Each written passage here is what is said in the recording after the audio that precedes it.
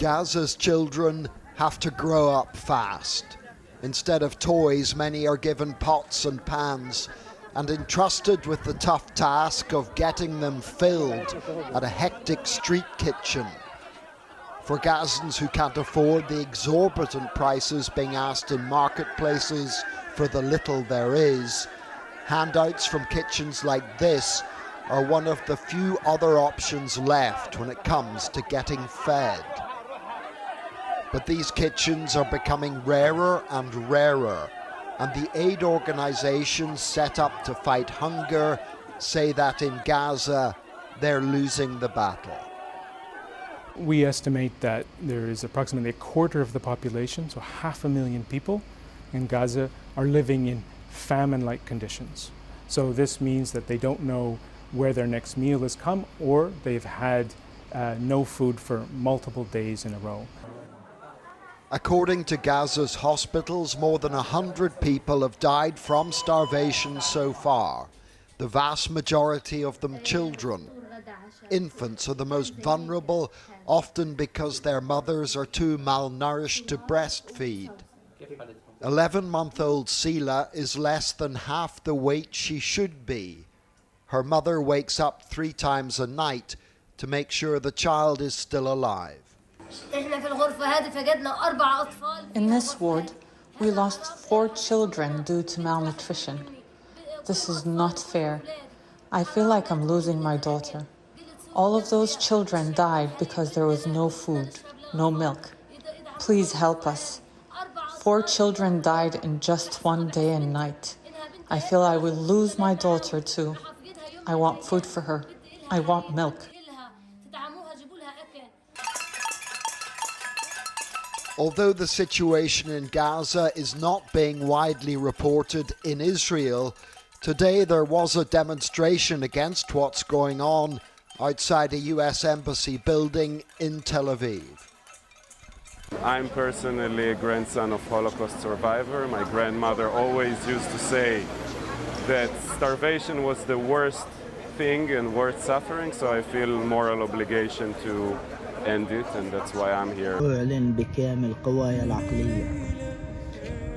In this social media post, a Gazan father is offering a kidney for a bag of flour to feed his children.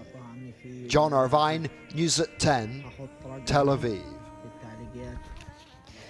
Well, for first-hand accounts of those deaths from hunger and weapons of war in Gaza, we have to rely for information and insights on those who live and work there, most importantly, local camera crews. But doctors from around the world who take turns in Gaza to give of their time and talents also have vital stories to tell. One, Professor Nick Maynard, has just arrived back here with thoroughly depressing conclusions. Even those he is able to save will probably die. They are so malnourished, they cannot heal. And he believes young boys are being deliberately shot at, suffering patterns of injuries. One day, just head wounds, the next, chest wounds, and then the abdomen. Hello. Nick Maynard is a surgeon from Oxford, home from his latest trip to Gaza, with testimony of a new lethal threat to its people. The malnutrition was far worse. The lack of food, the almost complete cessation of all aid and food coming in has made it much, much worse.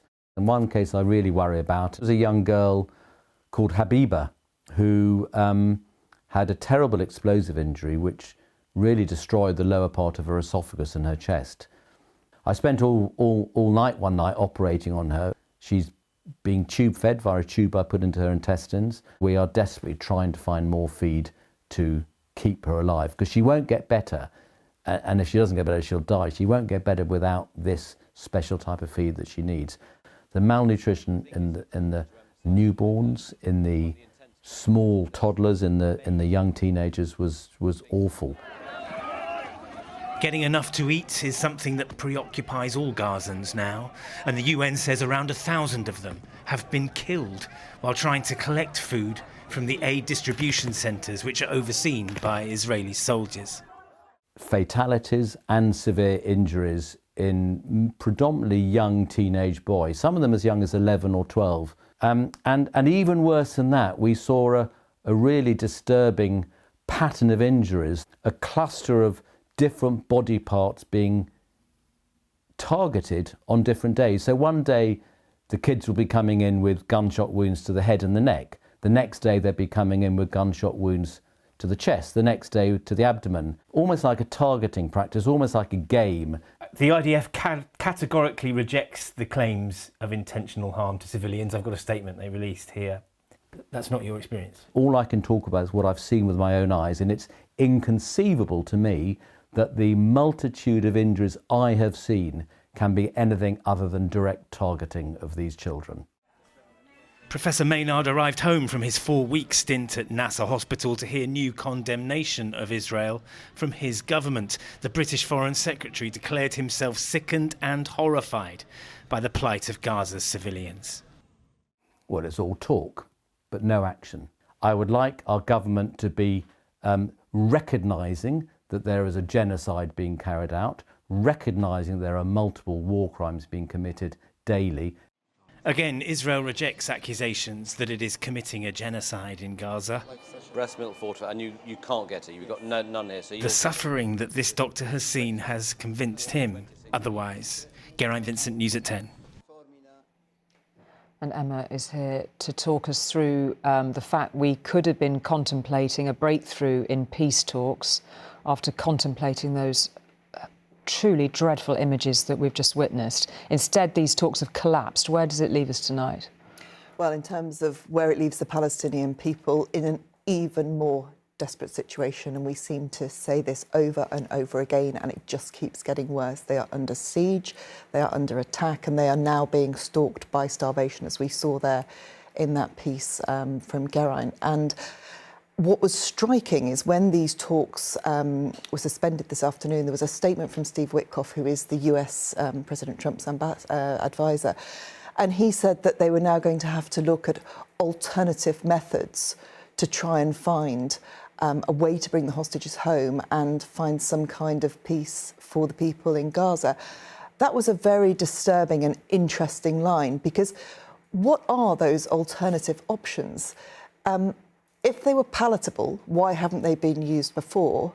If they haven't been used because they are unpalatable, given what we've already seen, what on earth lies ahead? And I think that is causing real concern amongst the international community at this point. And in reality, if military force was going to solve this 21 months on, with 60,000 people dead and a starvation crisis, as well as hostages still being held and a whole area in ruins, well, military force would have done it by now. It's not going to do it, and they are going to have to find another way through this. Sir Keir Starmer has spoken out in pretty strong terms about this. Heaven knows we've heard plenty of strong terms building up over these past few weeks, and it hasn't necessarily changed anything materially on the ground. He has called the suffering and the starvation in Gaza unspeakable. He'll speak to the leaders of France and Germany tomorrow about it. What more can you tell us on that? Well, this meeting will go ahead tomorrow. It is obviously an effort by the UK, by France and Germany to be seen to be doing the right thing, but in reality, it will be largely performative. The world is watching this happen. The world, apart from the United States, seems to be unable to try and bring it to some kind of conclusion. And I think particularly now, governments and politicians around the world are starting to be very concerned that they could find themselves on the wrong side of history with this crisis.